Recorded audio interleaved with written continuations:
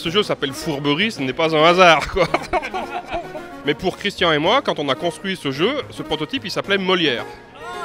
Et donc on est plutôt dans une cour fantasmée du roi de France, dans un univers animalier que nous, on va vouloir plus proche de La Fontaine.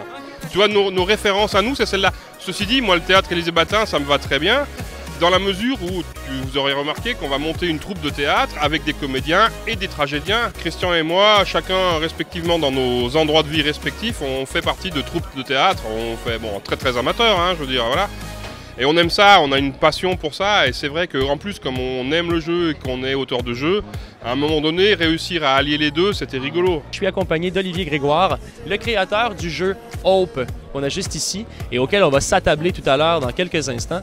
Mais juste avant, je suis curieux de connaître le background, l'histoire derrière ce jeu. J'ai eu la chance de discuter avec Olivier pendant quelques instants, qui me disait que tu travailles sur le jeu depuis 5 ans et demi. La genèse du projet, elle est venue d'où? L'idée, en fait, c'est qu'on fait partie de la Hope. Et la Hope, on est en 5432 après Jésus-Christ. Et tout va bien, en fait, tout va bien parce qu'on vit super bien sur la Terre et tout. On a des niveaux de technologie extraordinaires. Mais on s'est rendu compte d'un truc qui n'allait pas du tout, c'est que l'univers était en régression, en fait. Et que maintenant, on doit lutter contre l'univers. Voilà. Et donc, c'est ça, le plateau qui va se détruire et on va passer en régression. Et ce jeu-là, il est parti comme ça. Vraiment d'une bête mécanique de base qui est basée sur, ici, une illusion d'optique, en fait, de fausses 3 dimensions. Après, il y a d'autres jeux qui commencent autrement. Moi, j'ai fait d'autres jeux qui commencent d'un univers et qui vont vers une mécanique, d'autres jeux où c'est les deux qui s'empruntent l'un à l'autre. C'est ça qui est génial en fait, il n'y a pas un chemin pour arriver à créer. Est-ce que tu es content jusqu'à maintenant de la réception de ton jeu? Ah oui, particulièrement. Là en fait aujourd'hui on présente la dernière version, le dernier prototype avant la publication. Et aujourd'hui, en fait, on recueille les avis des joueurs pour faire éventuellement les derniers petits réglages iconographiques ou d'illustration, voire mécaniques s'il y avait des joueurs qui voyaient quelque chose. C'est un jeu par équipe, en 2 contre 2. Nous avons un roi, nous avons son seigneur de guerre, et en fait, le roi va jouer une carte, et sur le dos de la carte figurent 2 indications, ce que le roi aimerait faire, et puis du coup, un leurre pour ne pas être intercepté par les ennemis, mais le problème, c'est que le leurre peut aussi tromper son partenaire.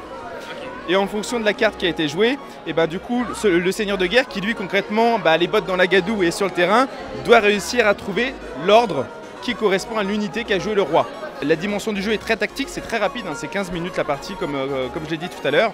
Et donc du coup, il y a un principe via l'ordre de résolution de si je fais ça, mais il peut pas faire ça, mais il peut faire ça pour me contrer, etc. Mais le problème, c'est qu'il faut que les 2 partenaires soient sur la même longueur d'onde, parce que s'il y en a un qui tactiquement a envie de jouer comme ça et l'autre du coup voit autre chose, il faut qu'ils arrivent à se rencarder.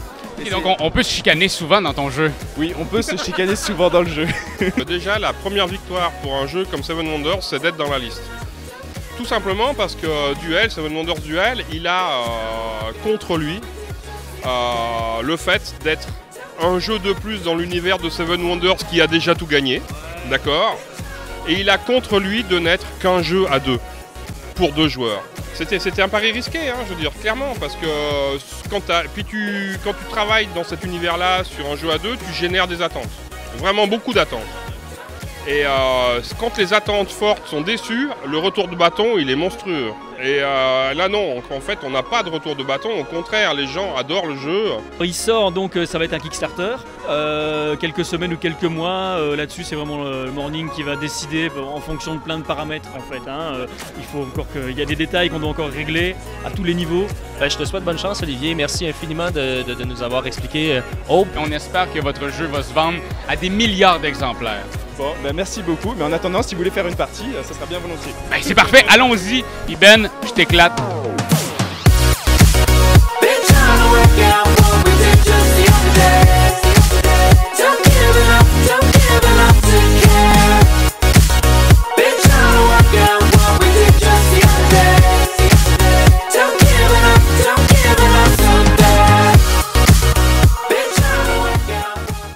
Hey, non mais t'as-tu vu ça? As-tu vu ça, tous les gens qu'on a rencontrés, les jeux auxquels on a pu jouer? Mais c'est des jeux extraordinaires, des jeux qui sont beaux, qui sont bons. On est allé avec la crème de la crème. Vraiment, oui vraiment. On a tiré le petit lait, on l'a baraté et le meilleur de la crème est là, tu sais. Internet, t'as aimé ça, notre capsule? Tu l'as trouvée intéressante? T'as envie d'en voir plus?